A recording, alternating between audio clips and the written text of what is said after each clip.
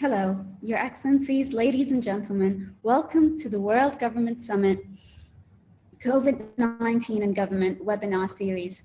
Today's session is titled State of Global Emergency, Rising Social Tensions During the COVID-19 Pandemic. Without further ado, I'd like to introduce our esteemed moderator for today's session, Mina Al-Arabi, Editor-in-Chief of The National. We will be having live Q&A today, so please don't forget to drop your questions in our Q&A section. Do mention the organization and the country you're tuning in from, so we can mention that when we do get to the Q&A. Mina Al-Arabi, thank you for joining us today and handing over to you.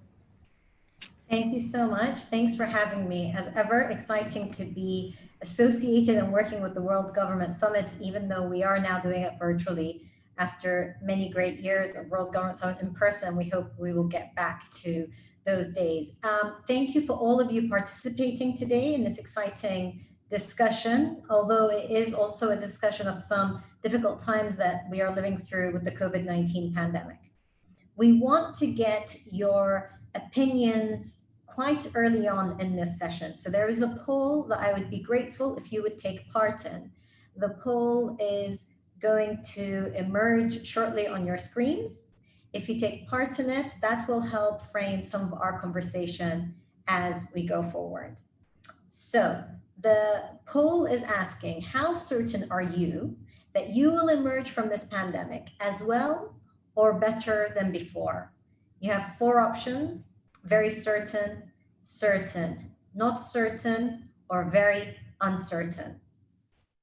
Now, this idea of certainty and how we will emerge from these times are part of our conversation today with Dr. Arie Kruglanski, who is the Distinguished Professor of Psychology from the University of Maryland, a well-known psychologist who has studied a whole array and researched and written about a whole array of important subjects, including being a leading voice on cognitive closure, in addition to being founding co-director at the Center for the Study of Terrorism and the Response to Terrorism and the profiling of those who are who carry out extreme acts of violence.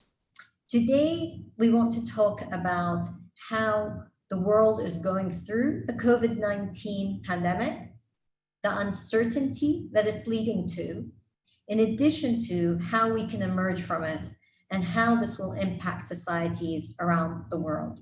Please answer the poll, in addition to pose your questions, which we will take at the end of the presentation of Dr. Kruglanski. All I would say is that at this time, this is a virtual session, and I do apologize if we have any difficulties with Wi-Fi, but bear with us, we should be fine. I would like to welcome Dr. Kruglanski onto the virtual stage here to join me and to go ahead with his presentation. Welcome. Thank you for joining us, Dr. Kruglanski. Thank you very much, Mina. Good morning or good afternoon to all of you, depending on the time zone. Marhaba. Let me first say how pleased and honored I am to be once again a guest at the World Government Summit.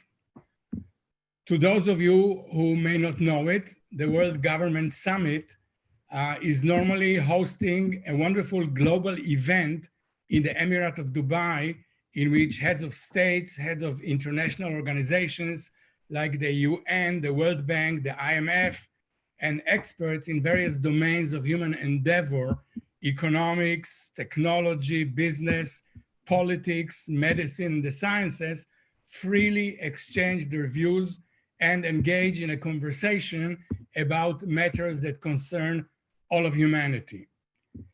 These days, alas, the physical encounter is not possible, but the WGS is not giving up, thankfully, and is conducting it electronically, making a lemonade out of this sour lemon that we have been served this year. And the WHS is wonderfully taking advantage of the online technology that allows us to involve even wider audiences from around the planet. Today, I'd like to share with you some analysis, insights, and data about the psychological impact of the COVID-19 pandemic. We know how devastating the health impact of the pandemic has been. By now, close to 400,000 people worldwide have lost their lives to the pandemic, and the danger is far from over. The economic impact also has been staggering. In the US alone, we have about 21 million unemployed, and the economy is worst since the Great Depression. What is less obvious, yet it is of crucial importance, if I can have the first slide, please. Moving forward, is the psychological impact of the pandemic. What does the pandemic do to the people's spirit? How does it make us feel? What does it make us do? The COVID-19 pandemic is so special because it's largely unprecedented. Most of us alive today have never seen anything like it. Never in recent memory was the entire world gripped by the same universal threat. Because of its novelty and uniqueness, the COVID-19 pandemic induces in the hearts of people a profound existential uncertainty, as well as a deep sense of angst. Can we move forward, please? Surprisingly, it is not uncertainty as such that is so unsettling. It's what the uncertainty is about that is unsettling. It's the increased certainty of bad things that could happen that is unsettling. Losing one's loved ones, losing one's job, losing one's own life to a terrible disease, that is which is anxiety-provoking and unsettling. Now, even though the uncertainty about the nature and future course of the pandemic is the same of everybody, nobody knows much about it at this point, the likelihood of outcome is not the same for everybody. So people whose prospects are worse should be more concerned, should be more anxious, and indeed they are. Moving forward, please. The Research Center of the Pew organization, moving forward, found that 33% of the people who are 65 or older, and therefore particularly vulnerable, view the pandemic as a major threat, as opposed to 25% who are younger, between 18 and 29. 46% of individuals of color who are more vulnerable, more impacted by the pandemic, view it as a major threat, evoking great anxiety, as opposed to 25% of whites. 33% of individuals without college education, more likely to lose their job, view it as a major threat and are concerned about it, as opposed to 19% with a college education. 33% of people in urban dense areas where the infection is more likely view it as a major threat, as opposed to 25% in the rural areas. So it's not the same for everybody. Even though the uncertainty is universal, the bad outcomes that can happen are not, and people are differentially concerned. Moving forward, please. Now, the bad things that could happen to people in the pandemic are varied. Some have to do with physical survival. Others have to do with economics, finances, yet other with loneliness, with isolation.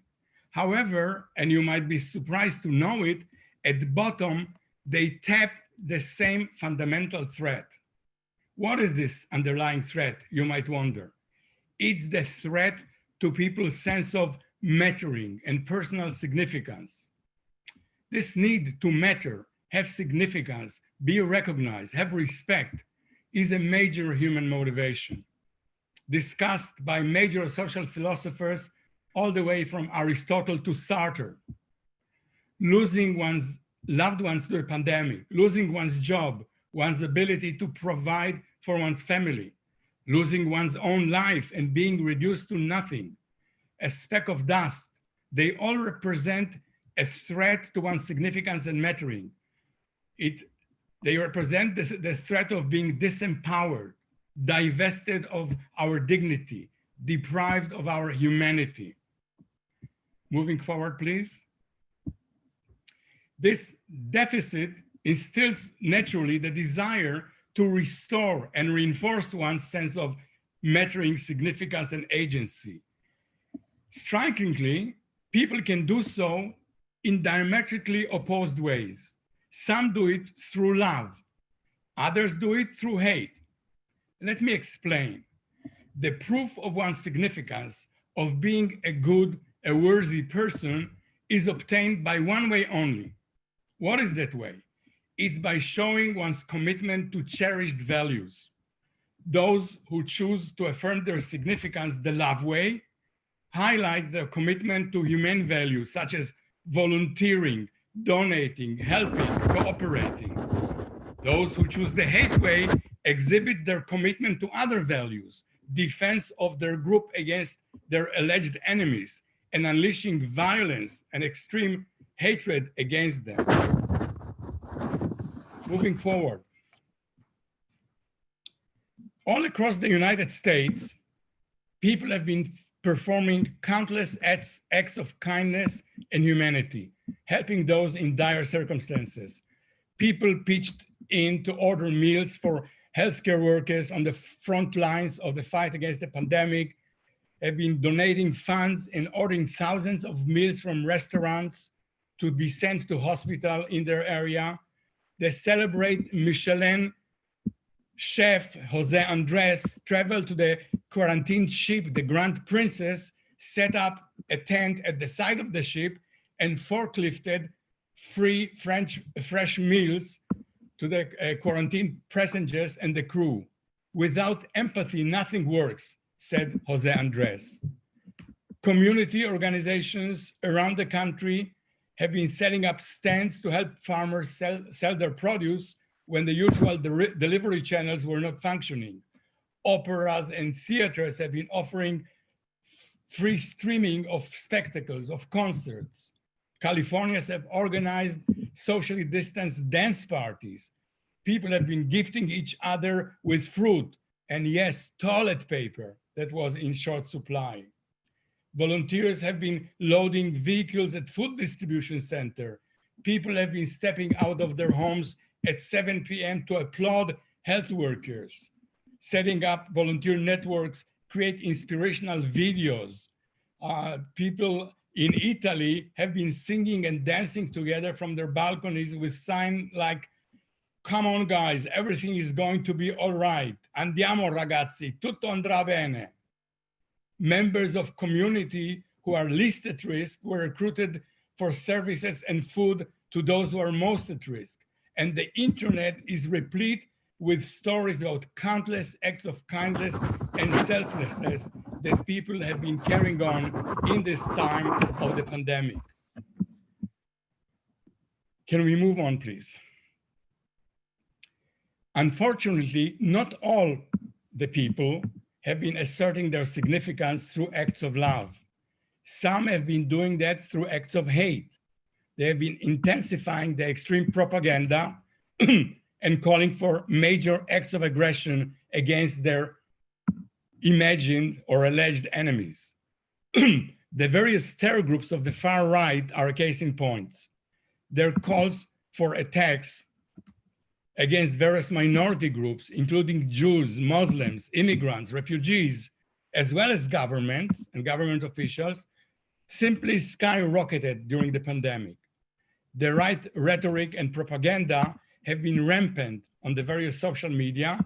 It included a plethora of conspiracy theories, concrete calls of violent action, both conventional attacks and deliberate spreading of the virus, and disinformation initiatives that are designated to promulgate chaos and panic. Moving forward. The far-right conspiracy theories claim that the COVID-19 was deliberately weaponized by the Jews or by the Chinese.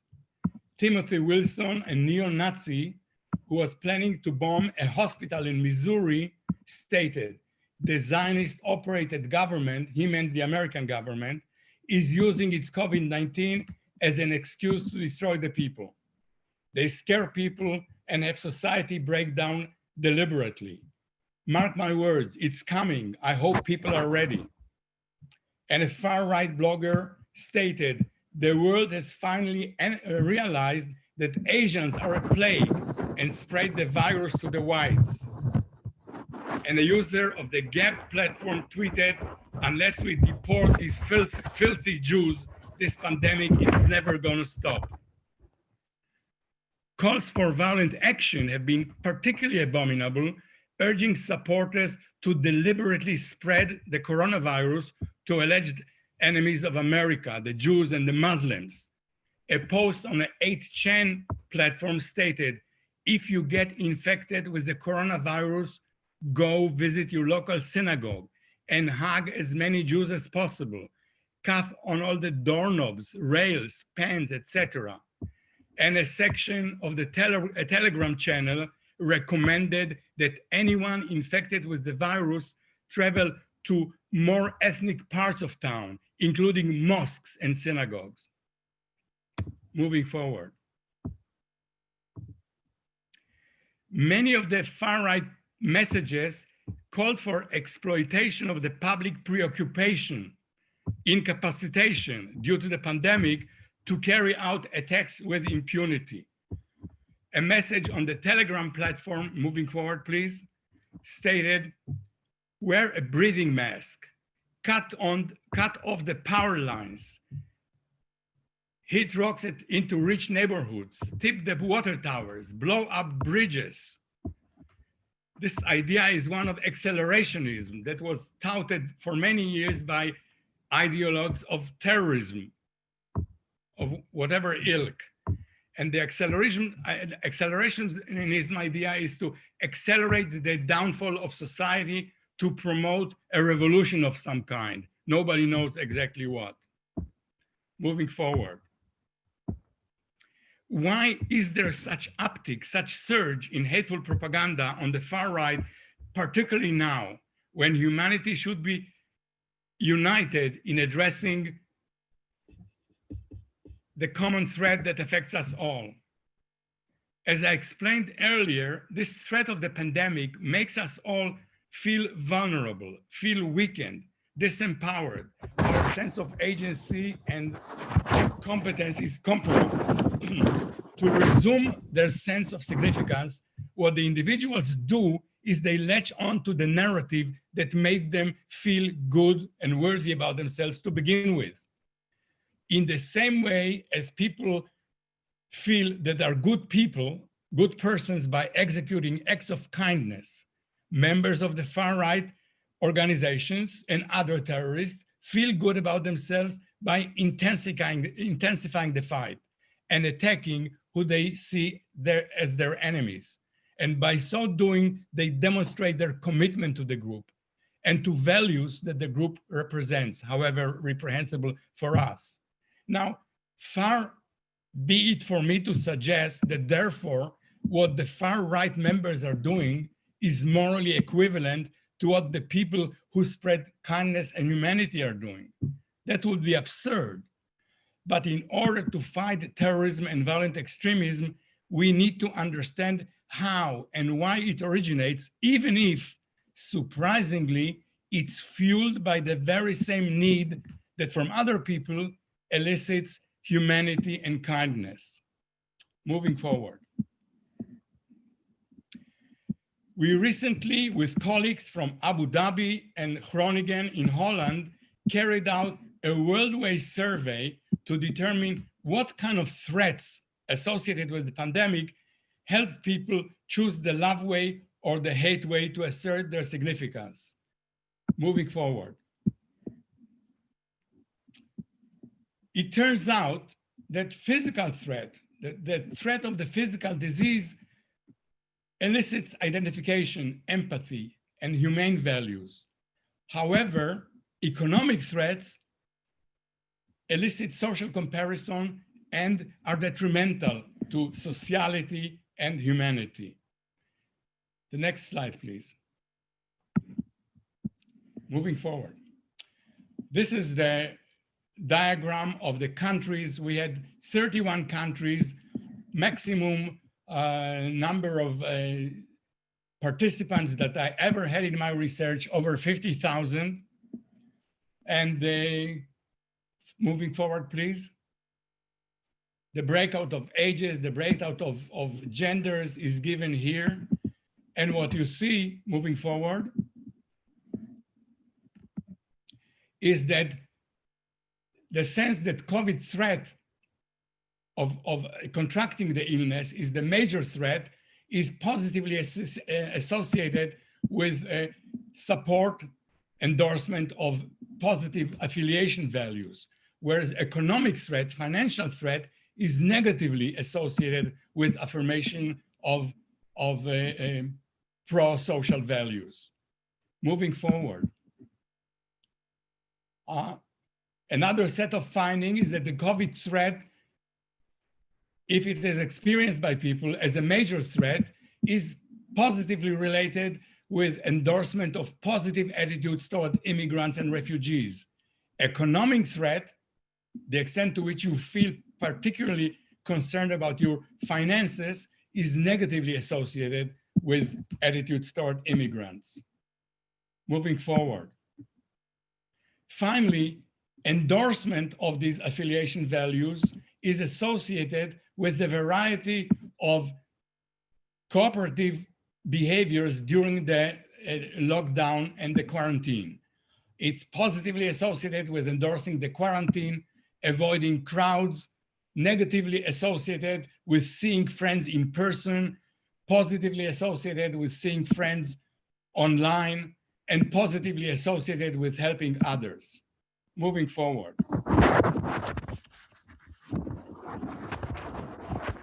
Now, why is it that the physical, economic, and economic threats have such opposing effects on people's attitudes? We think that the reason is the following, that physical threats highlight what we have in common with other people, our common vulnerability, our common fragility, our common mortality.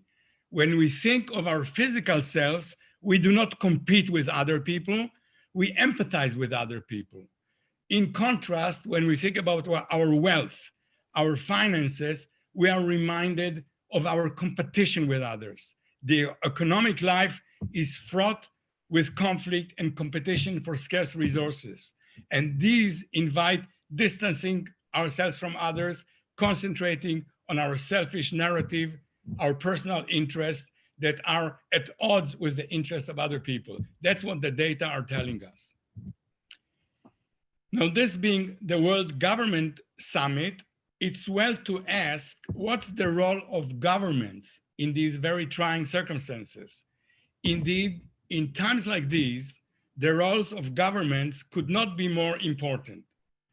It's time like this that people clamor for strong, wise, and empathetic leaders that would assure them that they matter, that their lives matter, that their suffering matters, and that governments will not let them perish. And these findings define two important tasks for governments in the corona crisis. One is to provide loving care and empowerment to the people, the sense of being supported by the governments in the time of crisis. And the second is to confront and counteract the negative trends, the way of hate, and channel people's universal quest for significance in the positive direction. Eliminate the negative, accentuate the positive, as in Johnny Mercer's famous tune. Highlight the values of cooperation, of selflessness, of solidarity with others. And the message should be that we shall overcome this threat if we stand together, and however awful the present situation, it challenges us to demonstrate what we are made of and what we stand for. Thank you very much. Thank you very much. Insightful as always, but also raising the point of how people react.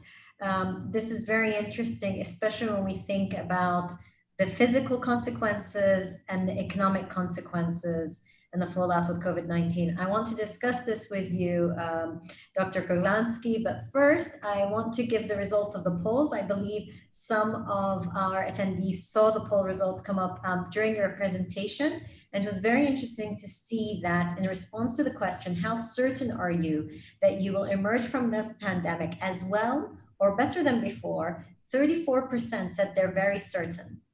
40% said they were certain.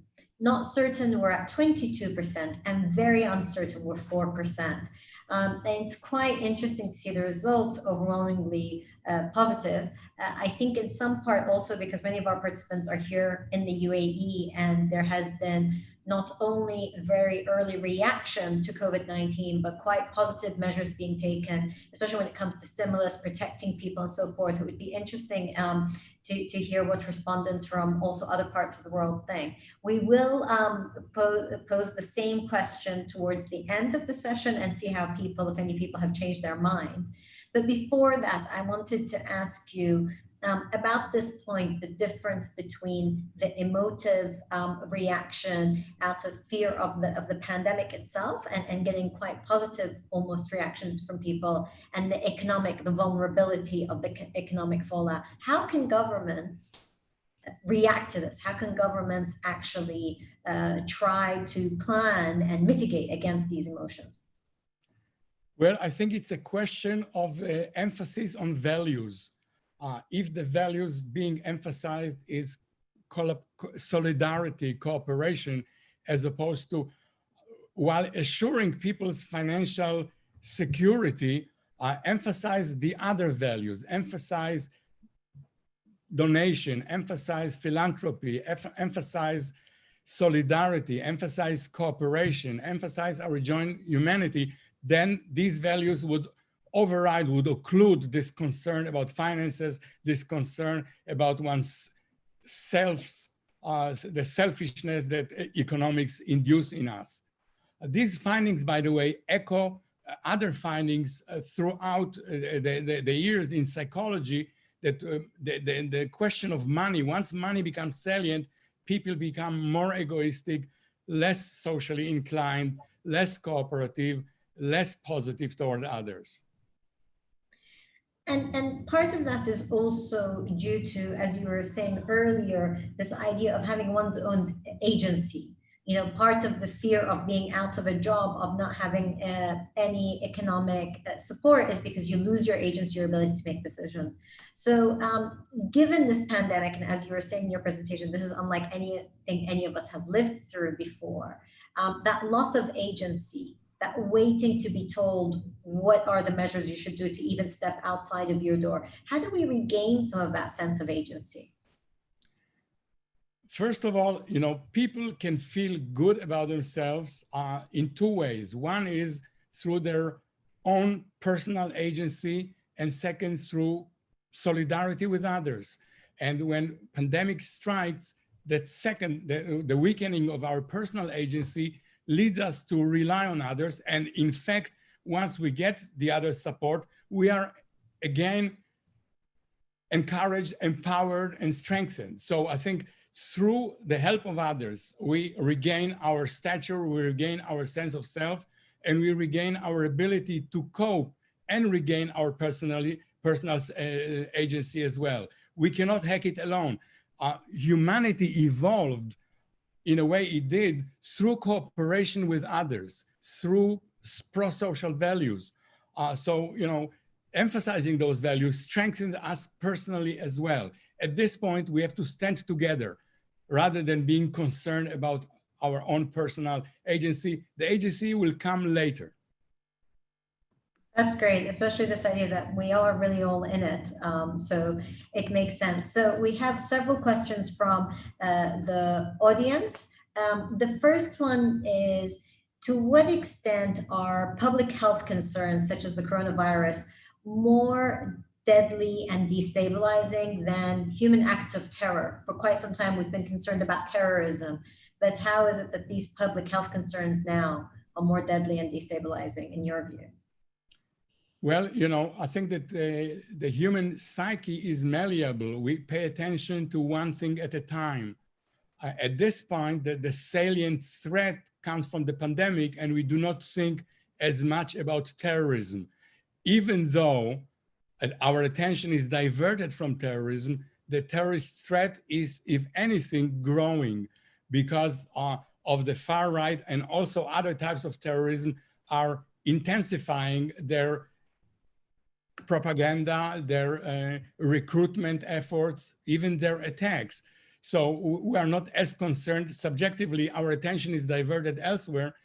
Governments and societies have to remain vigilant because this thing is not going away while the pandemic is obscuring its presence. It's a very interesting point about attention span. One of the questions we have here is about media and the role of the media. It says, how do you evaluate the role of the media in the time of the pandemic? Have they played a role in increasing or reducing the level of tensions, but also have they increased our anxieties at this time? I think they have done both, as the media would. Anxiety and angst and negative news sell very well, unfortunately, and they grab people's attention. We are evolved to to be vigilant to negativity, and the media that are in the business of attracting attention have been emphasizing the negativity to maybe an exaggerated extent. I think it's important that the media responsibly, as well as government and people in leadership positions, also emphasize the positive aspect, the solidarity aspect, the acts of kindness, the coming together, because this is what's going to get us out of this particular predicament.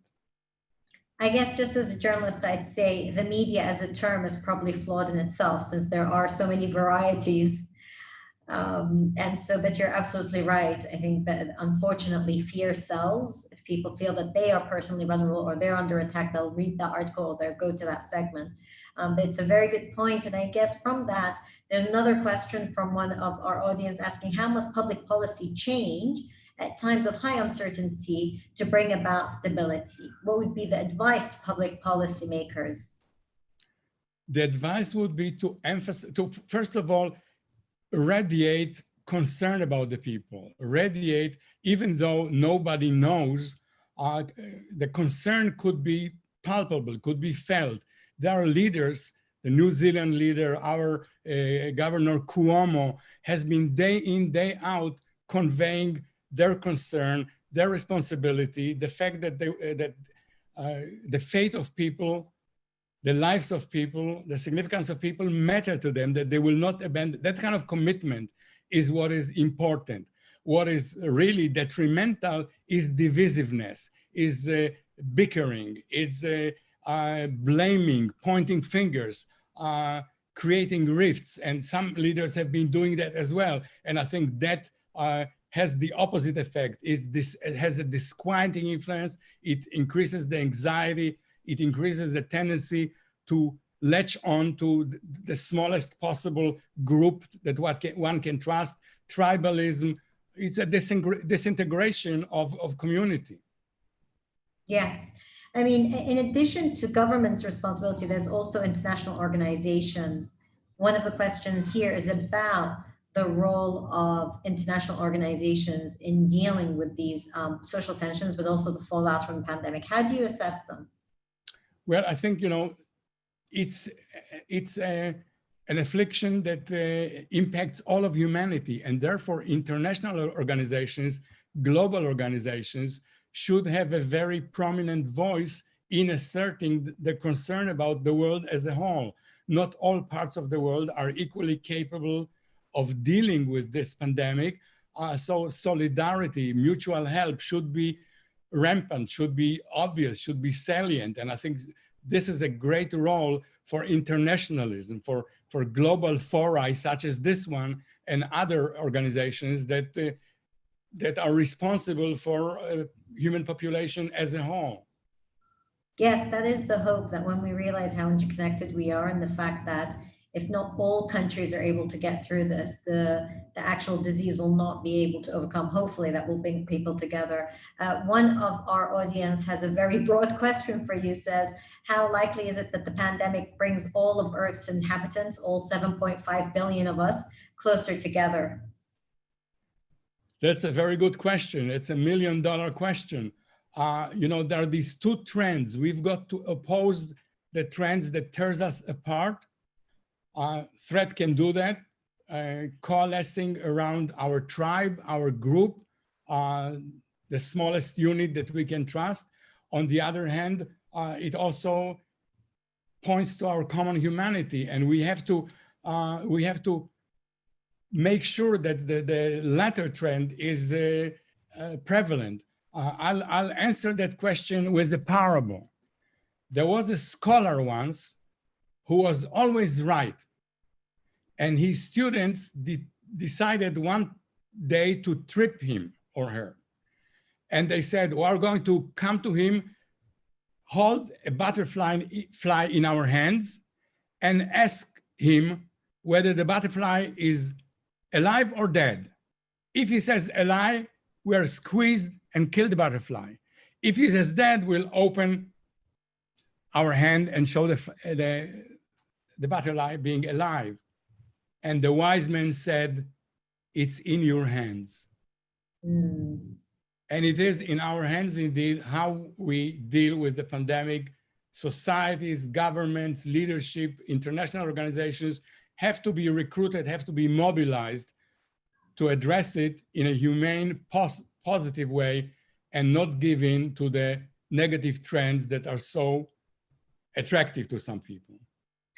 I just wanted to ask you a follow-on question from that. One of our participants, to build up about being a more humane world and thinking of those who are more vulnerable. One of our participants asks about the fact that those without a college degree have more concerns, feel more under threat from this. And it is a link to how many of the blue-collar workers, those who rely on a day wage, those who are living in very crowded conditions are the most vulnerable at the moment. And we've seen furthermore how much disparity there is in our systems. So could this be an opportunity for the world to reevaluate the corporate system, for the corporate world to really take on the risks of how we've been conducting the global economy now and protect those who are more vulnerable? Will those lessons be learned? They should be learned. Of course, you know, whether they would be learned depends, again, it's in our hands, whether we exploit this opportunity to address these issues that are so apparent now. The inequality has been commented on by economists for years now, and it's been growing. And so now we see the danger of an unjust society to all of us, you know, and the kind of problems that our governments are facing.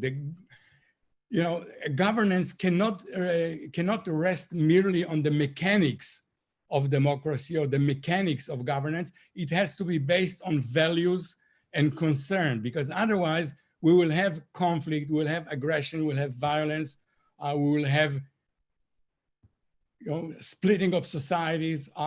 And I think that this opportunity to realize that should feed into initiatives to improve the situation, to address the inequalities, to make changes, and hopefully this will not be soon forgotten with the passing of the pandemic, but it will be a lesson that will be engraved in our memory and an opportunity to ameliorate the human condition. And that brings us to a question that's been posed by one of the participants asking, to what extent are the mass protests taking place now, in large part in your country, in the US, as a result of George Floyd's murder? But also we see protests in different parts of the world. How much of that is influenced by the fallout from COVID-19, do you believe? I think it's very much influenced. Again, you know, these protests are an affirmation by people of their values of equality, their great disappointment about the racism, about the inequality, about the injustice that is prevalent in our society still. But I think it's an opportunity of people to affirm their goodness, their values, their humanity. And I think this is particularly important when their sense of significance is under threat from the pandemic. So they're both an opportunity to affirm your humanity through the injustices that occurred, and you can identify with the right side. And also this is fueled from the bottom by your own sense of losing your significance, losing your mattering, losing your agency. So we want to pose the same question that we posed at the beginning of our discussion. And so people can tell us if they've changed their minds, if we've made them a little more concerned or a little more optimistic. So the question is, how certain are you that you will emerge from this pandemic as well or better than before? Please do take part in the poll, which will pop up on your screen. And as you're answering those questions, I will continue, as you answer those polls, I will continue to pose your questions to Dr. Kruglanski, who's been great and in answering all these questions quite directly. So again, the poll is on your screen. Please do take part. How certain are you that you will emerge from this pandemic as well or better than before, especially when we think about our own individual welfare and agency is not just us, but society and the wider world here. There's a question here about that there was some cooperation between countries to confront the pandemic. And so do you think this will mean greater regional or international cooperation? And can it reduce hate in the world, given that so many felt that they were under attack at the same time? I think it can, because this is something that humbles us all. We are all in it. We can be affected by it. It can spread. It can devastate our lives, our economy. We are not as powerful, and as we should not be arrogant at all. And I think that this international cooperation points to the fact that we are all in it together, and that we should strive to promote global cooperation as opposed to global competition, global conflict, global aggression. This should be the time to emphasize, to highlight, to organize around these humanistic values, because the fate of the world depends on cooperation, and this is an opportunity. It is a sign, a window into what could happen if we are not cooperating. We need to do it. This is an hour of need and an opportunity to realize our common fate and our common destiny. From how you've seen different countries and world leaders react to the pandemic over the last 6 months, are you optimistic that that could happen, that sense of a collective future and the need to cooperate will actually happen? It varies. As you pointed out, people are different, media is different, leaders are different. It's very difficult to generalize. I've seen some instances of wonderful leadership, inspirational leadership that gives you the model of how a leader could behave in times of the pandemic. And we have seen also other leaders that succumb to the temptation to capitalize on the threat, and they engage in finger pointing and blaming and fueling of conflict and aggression. Humanity has these two sides, leadership included, and I think we need to address, to orient toward the positive leadership, realize that this is the way a leader should behave, and future leaders, people who are ascending to positions of leadership, should use that as a model of what leadership could provide, how inspirational it can be. People have short memories. And one of the questions posed here is, how can we ensure that the lessons learned about our collective interdependence our need for one another, that these lenses are not forgotten? How can we ensure that some of these practices continue once hopefully the direct threat of the pandemic is behind us? We must commemorate things. We must not forget. We must not let lessons of the past go to waste. We must, it's again a function of governments to keep it alive, to keep it through memorials, through educational activities, through community activities, to keep that issue alive, to keep these values alive, as opposed to moving into business as usual. We have mechanism of commemorating, and I think this is something that should be commemorated. We should remember it. There is a tendency to go back to the next thing. You know, time is in flux, as Heraclitus pointed out years ago. But I think we must stop the time and reflect and keep that reflection constant in our memory throughout time. One of our participants has posed a really good question, because about memories and the impact of this on people, it's children who are living through this period of time, children who may not be able to rationalize or understand what's going on. Will they face the danger of negative psychological impact, and how can you help children through this period of time? It's very interesting. Children are particularly vulnerable. We know that a lot of our personality is fashioned in early childhood. And we also know that parental support in times of war, times of crisis, feeling that the parents are there, that the source of support is there, is extremely important. There is research on the war children in the UK, and out of good intention to protect the children of London and other cities, they were separated from their parents and sent to the countryside. And that was a huge mistake, because even though they were physically safe, they were so traumatized by the separation from their parents and from their adult caretakers that they developed major trauma. So it's very important, even in these times of uncertainty and danger, to provide the children with loving care, with support, and you know, the feeling that they are there for them. It's a very important point. I think that the idea of how much love you're getting at this time, especially for children, and to help give that certainty. We do have the poll results, so I want you to please comment on our initial results, which were overwhelmingly positive. Were you expecting that? We had 34% feeling that they were quite certain, and 40% feeling certain that they will emerge from the pandemic better, and only 22% not certain, and 4% very uncertain.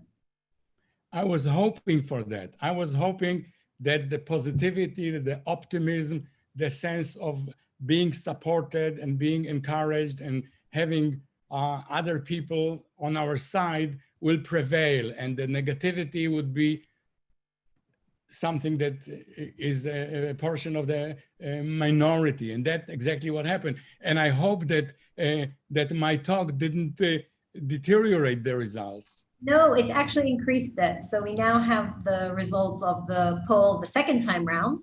How certain are you that you will emerge from this pandemic as well or better than before?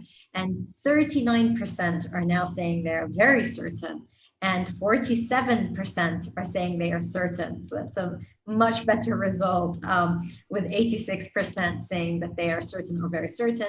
Only 17% say they are not certain, and 2% are very uncertain. So that's very good. Your talk has indeed made people feel better and more certain. So we thank you for that. That was the outcome we were hoping for. Yes, it was. And it must have been your moderation that contributed to it. You're very kind. You're very kind. It was definitely your pearls of wisdom, but I did try with my moderation. I'm going to take a final question from the audience, and I do apologize because we have so many questions for you, but we will have to wrap it up soon, so we stay within our 1 hour time. So the question says, as a professor, what are you expecting from universities and educational organizations post-COVID-19? how will not only the universities in terms of how they function, but also to protect the social values and interactions that are inherent to universities? Well, I think that's a good question, because I think education is crucial. We see that, you know, the mechanics of society, voting in democracy, the system of checks and balances is not enough. It's the values that really matter, because it's very difficult to abuse voting, to abuse the checks and balances if the values aren't internalized and aren't guiding us. So I think it's the function, the role, the challenge of universities and educational institutions to emphasize values, in addition to imparting technical knowledge, scientific knowledge, to be the guardian of values, to make sure that our students are receiving moral education, what Jean-Jacques Rousseau called moral education. Moral education is of immense importance, and I think that all educational institutions, universities included, must keep that in mind. And how about the actual ability to conduct classes in this COVID-19 world? Well, that's going to be at least temporarily compromised. We know that universities are considering partially conducting face-to-face classes in small groups, but the larger groups, this will be technically impossible to maintain the social distance, and therefore it's going to be online. And we have to exploit the advantages that online communications are offering us and developing those. One aspect of this pandemic is that it forces us to challenge ourselves to creativity, to invention, to repurposing. And this would be one way of exploring the possibility of reaching wider audiences, offering education at lesser cost to more people. So, you know, there is a silver lining to this great uncertainty that allows us to explore better ways of doing what we have been doing. That's a great way of approaching it. The silver line of creation, creativity. They say the necessity is the mother of all invention, and we've all been inventing ways to work. At the National, we're producing the paper entirely from people working 100% from home, which I never thought we could actually do. My final question for you before I hand over to Reem to close the session is to ask you about the idea of closure. There are many people that would like to believe that we get to this point, COVID-19 will be behind us and we move forward. But unfortunately, it seems it's going to be much messier than that. So how do we who want to see closure, who want to see certainty, deal with that, possibly inability to get that sort of closure? I think we have to attenuate our concern for certainty. As a matter of fact, not everybody craves closure to the same degree. People who crave closure are people who, for some reason, associate uncertainty with negative things, either because of their childhood or because of their experiences. They are afraid of the unknown. They are afraid of the dark. They are afraid of uncertainty. But it's not because of the uncertainty as such, but because of the negativity they associate, the fear that they associate with uncertainty. I think these people have to be supported and enabled to confront uncertainty, to see the positivity, to explore the possibilities, to explore the options, to face it and with equanimity. I think at this point, things are unknown. We must not close our minds too quickly. Things are in flux, and we shall overcome.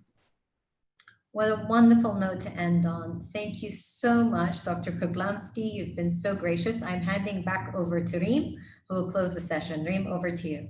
Thank you very much, Mina.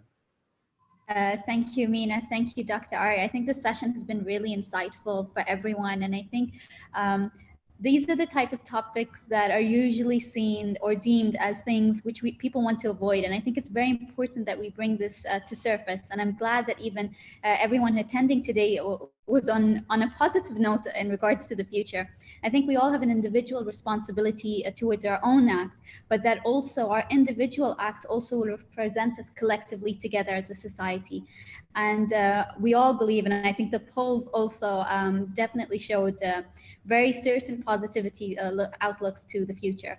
I want to thank you both for taking the time out today and for the lovely questions that came in from the audience today. I would also like to mention that we do have another session tomorrow at the same time, 5:30 UAE. It's going to be really focused on how data, which is really important, going to shape resilience and an agile financial ecosystem moving forward. So looking forward to that tomorrow. And Dr. Arie and Mina, thank you so much again.